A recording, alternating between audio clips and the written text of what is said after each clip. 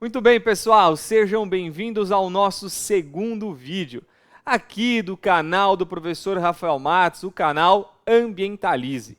Semana passada conversamos sobre licenciamento ambiental. Caso você não tenha visto, veja, o link está aqui ao lado. Hoje nós vamos conversar sobre um tema muito importante na área ambiental, que é o tema dos princípios. E para ilustrar um pouquinho da importância disso para o nosso dia a dia, postei mais cedo a minha coluna lá no blog Jus Brasil. Eu falo na minha coluna sobre o princípio da informação. Vou colocar aqui abaixo na descrição do vídeo o link para a nossa coluna. E ali eu digo como é importante o princípio da informação para que a discussão ambiental não fique presa ao fla-flu.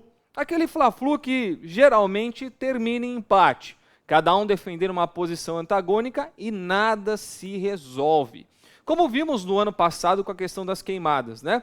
Levou-se lá pelas redes sociais, pelo discurso político, para um debate fla-flu, sendo que, em verdade, ainda continuamos com um problema e com poucas informações sobre o que efetivamente aconteceu e o que efetivamente pode ser feito para resolver. Muito bem, se você quer conhecer um pouco mais o nosso trabalho, além do blog, recomendo a vocês o nosso Instagram, que é o rafael.matos, assim como o Facebook, e hoje temos também o Twitter, que é o Rafa_Matos. Todos esses canais estão aí à disposição de todos vocês. Muito bem, o tema hoje é princípios ambientais.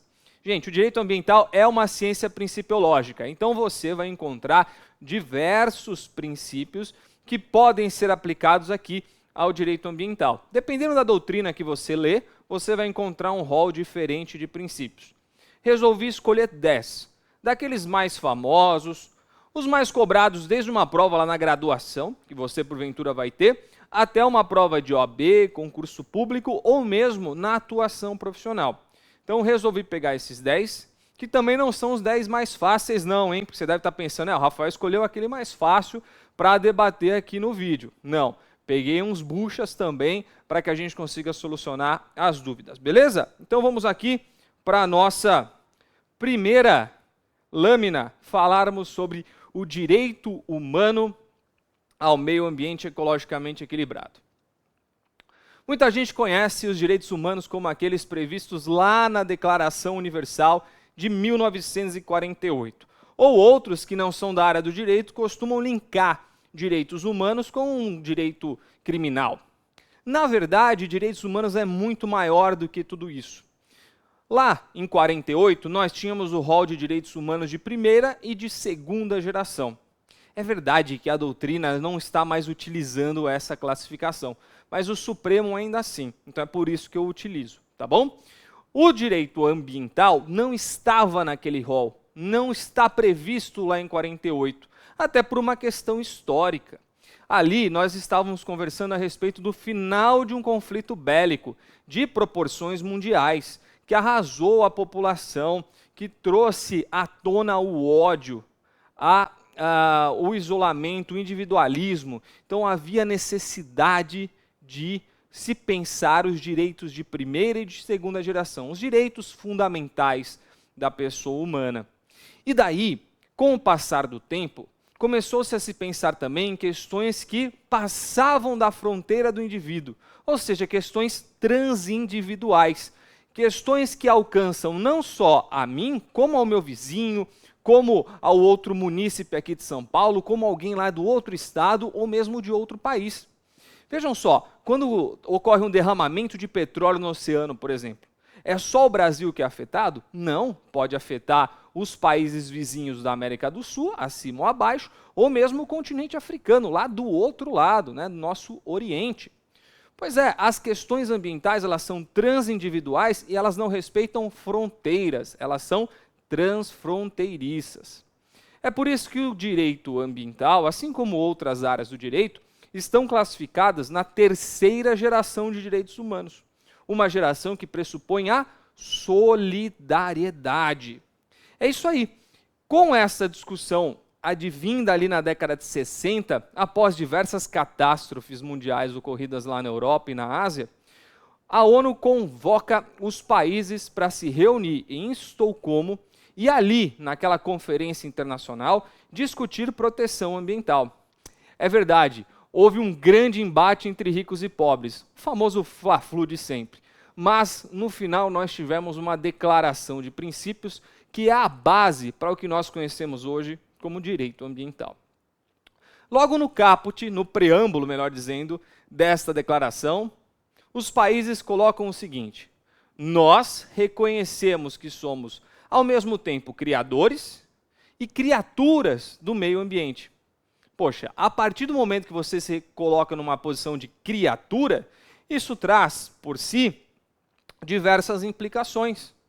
Diversas implicações do tipo, preciso me preocupar com o meio onde eu vivo, porque senão sofrerei com os impactos negativos. Entenderam?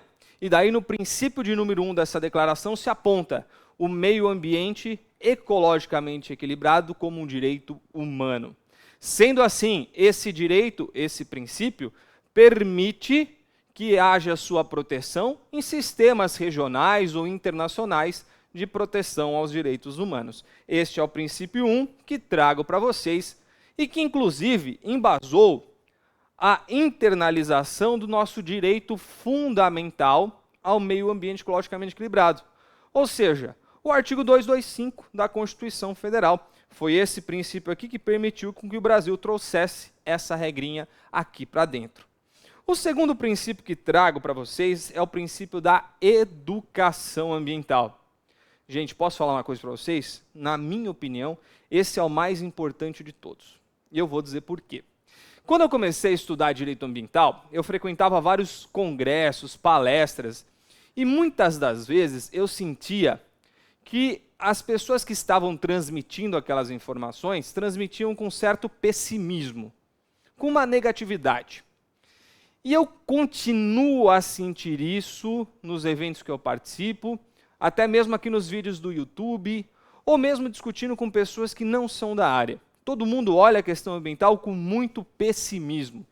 E eu não tenho essa visão da nossa área. Talvez porque eu sou um apaixonado pelo direito ambiental, mas o meu otimismo ele tem um fundamento, que é o princípio da educação.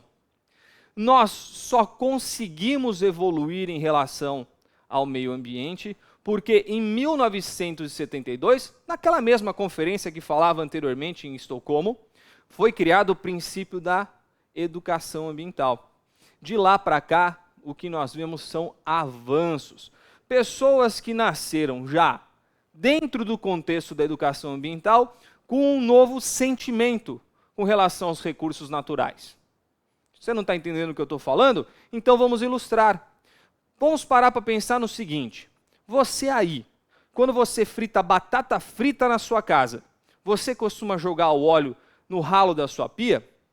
Você aí, por acaso, se você tem a possibilidade na sua cidade de separar o lixo reciclável ou não reciclável, você separa? E terceira pergunta que eu te faço. Você aí, quando sai na rua, joga papel pela janela do carro? Joga latinha de cerveja pela janela do carro? Latinha de refrigerante? Tenho certeza que pelo menos uma das 3 perguntas você respondeu que não. E se eu tivesse feito essa pergunta para os nossos ancestrais, para aquelas pessoas que nasceram antes e viveram antes da década de 70, certamente ele teria respondido sim para todas as perguntas. É porque ele era uma pessoa ruim, porque ele era um criminoso? Não. Porque aquela geração não teve a oportunidade de conhecer a educação ambiental. Nós sim, nós somos privilegiados de conhecer a educação ambiental. E com isso somos uma nova geração. Cidadãos ambientais, que cada vez mais trazem ganhos para o meio ambiente. A nossa sociedade tende a evoluir quando se baseia na educação. Certamente os nossos filhos, os nossos netos ainda serão melhores do que a gente. Se você respondeu uma sim e 2 não, certamente seu filho responderia as 3 não. Se você respondeu uma não e 2 sim, certamente seu filho ganharia de você também. As gerações mais novas vêm com tudo, vêm para proteger o meio ambiente. Vamos lá, terceiro princípio é o desenvolvimento sustentável. Quando eu falo em desenvolvimento sustentável, estou falando de sustentabilidade. Já ouviu falar? Ah, claro que sim. Talvez em algum desenho animado, talvez em alguma revista lá no dentista, quando você fica aguardando para ser atendido. Qualquer lugar, a palavra sustentabilidade ela aparece. Sustentabilidade é o verdadeiro espírito do direito ambiental. Quero desmitificar mais uma coisa aqui com você. Já desmitificamos aquele pessimismo, agora quero desmitificar com você a visão proibitiva do direito ambiental. Tem muita gente que acha que direito ambiental é proibição. Proíbe tudo, proíbe atividade econômica, proíbe agronegócio, quando na verdade essa visão já está desatualizada desde 1987. Ali nasceu, no chamado relatório Brundtland, o princípio do desenvolvimento sustentável, que conferiu ao direito ambiental não mais uma visão puramente proibitiva, mas uma visão equilibrada. Uma visão que permite o desenvolvimento econômico, social, com a proteção ambiental. Isso é possível? Mas é claro que é. Hoje no Brasil, por exemplo, se eu quiser exercer uma atividade poluidora, eu posso, mas vou ter que passar por um licenciamento ambiental e o licenciamento vai me dizer, olha, faça isso, faça aquilo para compensar o seu dano. Entenderam? Então eu desenvolvo, mas eu equilibro com a proteção ambiental. Então, desmitificamos aqui a visão proibitiva do direito ambiental, hein? Trata-se de um direito equilibrado. Próximo princípio, na verdade, são dois. Princípio da precaução e princípio da prevenção. Eu coloco eles juntinhos porque eles são parentes, tá? Mas eles não são a mesma coisa, não são sinônimos. Precaução e prevenção determina com que o agente econômico sempre pense antes de agir, seja por prevenção, seja por precaução. Pensar antes de agir. Quando estou diante da precaução, é porque a minha atuação não tem certeza de dano. Então eu estou diante de um risco. Minha atividade econômica vai causar dano ambiental? Cara, não sei. Esse não sei quer dizer que você não tem certeza do dano. Se você não tem certeza do dano, há risco. Se há risco, é precaução. Por outro lado, se você tem certeza do dano, vou exercer uma atividade econômica que causa um baita impacto ambiental. Certeza de dano, princípio da prevenção. Ambos se aplicam aqui no direito brasileiro. Próximo princípio, princípio do poluidor pagador ou da responsabilidade. Gente, vou falar uma coisa para vocês. Tem pessoas que amam o princípio do poluidor pagador. Querem aplicar poluidor pagador em qualquer situação. Começa a falar de dano ambiental, já fala, tem que responsabilizar, tem que prender. Pois é, eu não sou o maior fã desse princípio aqui. Até porque eu acho que as pessoas, elas não respondem tão bem à responsabilidade. Não é porque eu me sinto preocupado em ser preso ou preocupado em pagar uma multa que eu deixo de fazer alguma coisa. Nem sempre é assim. Se fosse, infelizmente, ainda muitas pessoas bebem e depois dirigem, não é verdade? Pois é. O sentimento da responsabilidade já existe e as infrações continuam a acontecer. Assim como homicídios, latrocínios. Então, na área ambiental, eu penso que mais do que instrumentos de responsabilidade, a gente tem que pensar outros tipos de instrumentos que eu falo já já. Mas pelo princípio do poluidor pagador, a Constituição Federal determina que quem causar danos ao meio ambiente vai responder em 3 esferas. São elas, esfera civil, penal e administrativa. A esfera civil determina que a parte recomponha o dano causado, seja mediante o replantio, reflorestamento, ou mesmo regeneração, ou até pelo pagamento de indenização pelos danos morais e materiais. Já no que tange a responsabilidade administrativa e penal, nós estamos falando de sanção. É a aplicação de multa, embargo de área, prisão, tudo isso está relacionado ao aspecto sancionatório. O 6º princípio é o princípio que trabalhei em nossa coluna desta semana. O princípio da informação. Esse princípio ele é indispensável para que políticas públicas ambientais sejam efetivamente implementadas e garantam melhores resultados. A informação é a base para que a gente consiga pensar a intergeracionalidade, pensar políticas de médio, curto e longo prazo. Porque senão a gente fica só no achismo. Eu acho que o Brasil é um país poluidor. Eu acho que o Brasil é um país degradador. Ou eu acho que o Brasil é o país mais protetor do mundo. A gente fica no acho. Qual é o fato efetivamente? Quais são as bases? A nossa lei ambiental determina, inclusive, que seja criado um Sistema Nacional de Informações Ambientais. Nós já temos isso? Podia ser muito melhor. Então vejam, nós temos poucas informações ambientais até hoje. E isso permite debates apaixonados, acalorados, sem nenhum resultado. Tá certo? Eu sou totalmente contra confundir paixão com proteção ambiental, confundir política com proteção ambiental. Isso é muito, a questão ambiental está muito acima de qualquer posição política, de qualquer paixão. A posição ambiental é inerente à nossa própria vida, à nossa condição de seres humanos. O próximo princípio é o princípio da vedação ao retrocesso socioambiental. Talvez você encontrará aí em algum livro ou na internet o nome desse princípio como vedação ao retrocesso ambiental. Pois é, quando ele foi introduzido, na verdade a gente importou esse princípio lá da Europa. Quando ele foi importado, a nossa doutrina, ela dizia que não poderia haver uma lei nova que retrocedesse em relação ao nível de proteção ambiental da lei anterior. Esse princípio, por exemplo, embasou a discussão do novo Código Florestal. E aí, quando o Supremo Tribunal Federal analisou esse princípio, ele disse: não, ele não deve ser aplicado apenas sobre o aspecto ambiental. Ele deve ser aplicado sobre o aspecto da sustentabilidade. Ou seja, qual a lei que vai ser mais sustentável? Qual a lei que vai garantir desenvolvimento econômico, social e equilibrado da proteção ambiental? É a lei nova ou a anterior? Se for a lei nova, não é retrocesso, é avanço. E foi assim que o Supremo Tribunal Federal reconheceu a constitucionalidade do novo Código Florestal. Então vejam, a vedação ao retrocesso não está presa única e exclusivamente à questão ambiental, mas sim à questão da sustentabilidade. Oitavo princípio, princípio da função socioambiental da propriedade. E agora eu vou me permitir tomar uma aguinha aqui, porque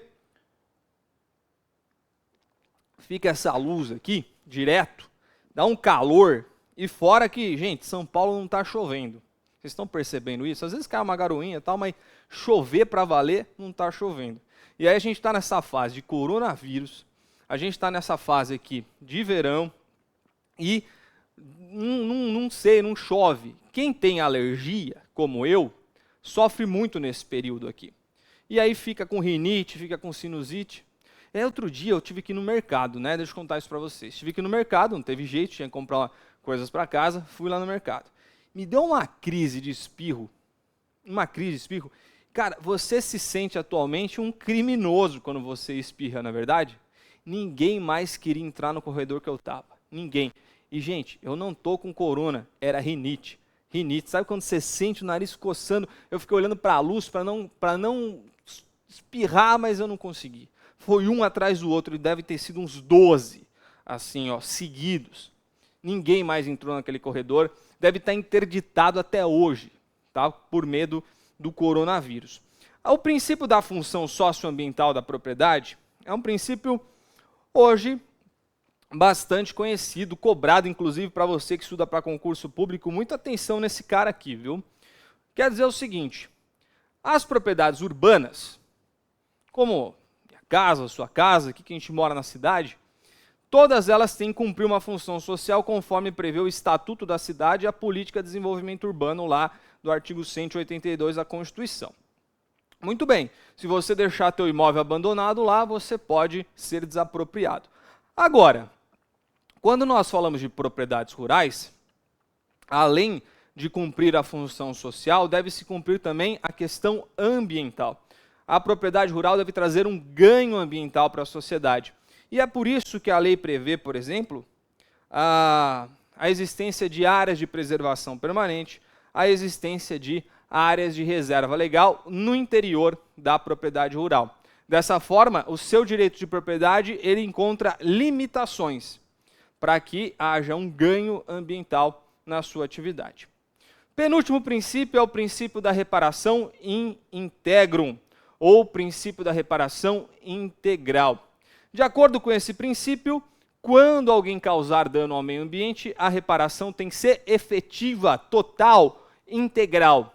Deve-se garantir aquele que demanda a reparação do dano, ou seja, o Ministério Público, Defensoria, ente político, deve-se garantir a essas pessoas todas as ferramentas possíveis para que elas cobrem de quem causou dano ao meio ambiente a reparação efetiva, a reparação integral. Então você cometeu dano ao meio ambiente? Beleza, você pode ser condenado a pagar a indenização, ao mesmo tempo ser condenado à obrigação de fazer, como plantio, por exemplo, e a obrigação de não fazer, como, por exemplo, regeneração natural. Você pode ser condenado a tudo ao mesmo tempo? Sim, não tem problema nenhum. Até porque, na dúvida, pró-meio ambiente. Na dúvida, recomponha tudo, tá certo? Para recuperar aquilo que existia anteriormente, no passado. Aqui tem um informativo de jurisprudência, ó, que é o 427, que deixa muito clara essa posição do princípio da reparação in integrum. O princípio da reparação in integrum aplica-se ao dano ambiental.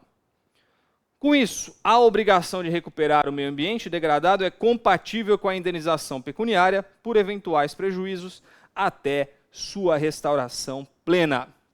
Para terminarmos, aquele princípio que cai em concurso público quando o examinador está com o coração peludo, quando ele realmente está nervoso, quando o time do coração dele, o Palmeiras, perdeu e ele quer te derrubar.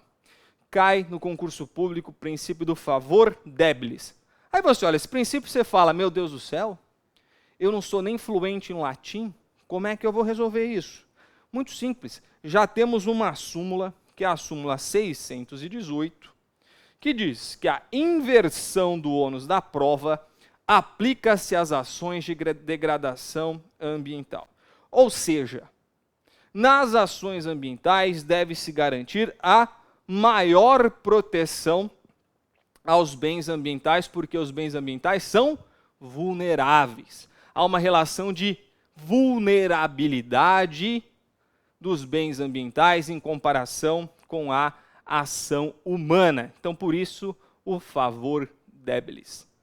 Perfeito? Muito bem, gente. Então, no vídeo de hoje eu vou ficando por aqui, deixando um abraço a todos que já estão nos seguindo aqui no canal. Se você ainda não nos segue, por favor, se inscreva no nosso canal, dê um joinha aqui no nosso vídeo, porque isso é muito importante para que a gente dê continuidade aqui aos nossos vídeos semanais. Se você quer que a gente converse sobre um tema específico na próxima semana, manda para mim, seja aqui pelos comentários ou pelas nossas redes sociais. Muito obrigado a todos vocês que estiveram conosco hoje. Até a próxima semana. Tchau, tchau.